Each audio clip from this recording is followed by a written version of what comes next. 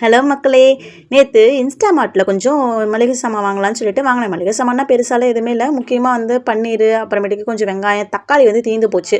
அதனால் வாங்கியிருந்தேன். பிள்ளைங்களுக்கு கொஞ்சோண்டு ஸ்நாக்ஸ் வாங்கியிருந்தேன்.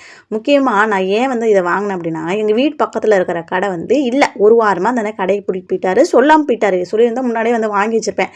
ஸோ எமர்ஜென்சிக்காக தான் இதில் வாங்கினேன். நான் ஆன்லைனில் வாங்கின அதே நேரத்துலையே யூடியூப்பில் ஒரு கமெண்ட் ஒன்று பார்த்தேன். அவங்க பண்ணியிருந்தது எனக்கு ஞாபகத்துக்கு வந்துச்சு. மனசுக்கு ரொம்ப கஷ்டமாக இருந்தது. ஒருத்தவங்க சொல்லியிருந்தாங்க, எங்கள் அப்பா லோக்கல் மளிகை கடை வச்சுருக்காங்க.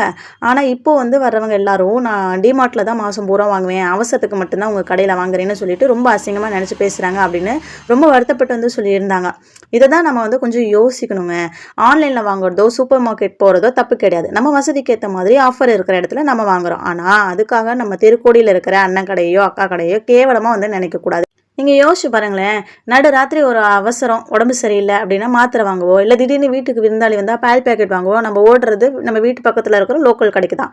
அங்கே ஆன்லைன் ஆப்லாம் வேலை செய்யாது. ஆனால் அந்த கடையோட முதலாளியோட அன்பு வேலை செய்யும். காசு அப்புறம் கொடுங்க தம்பி, காசு அப்புறம் பார்த்துக்கலாங்க அப்படின்னு சொல்கிற அந்த ஒத்த வார்த்தை எந்த கார்ப்பரேட்லேயும் கிடைக்காது.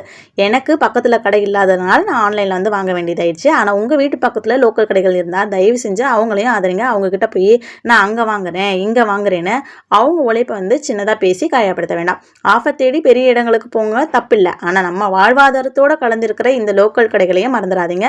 அவங்களும் நம்ம குடும்பத்தில் ஒருத்தர் தான் அப்படின்னு நினச்சிக்கங்க. என்ன நான் சொல்கிறது சரிதானே? அப்படியே பேசிட்டு பிள்ளைங்களுக்கு பன்னீர் ரைஸ் செஞ்சு கொடுத்துட்டேன். ஃபஸ்ட் டைம் பன்னீர் ரைஸ் செய்யறேன்னா அதனால் பிள்ளைங்க சாப்பிடுவாங்களா என்னென்னு எனக்கு டவுட்டாக இருந்துச்சு. அதனால் பன்னீரை துருவி போட்டு செய்துட்டேன்.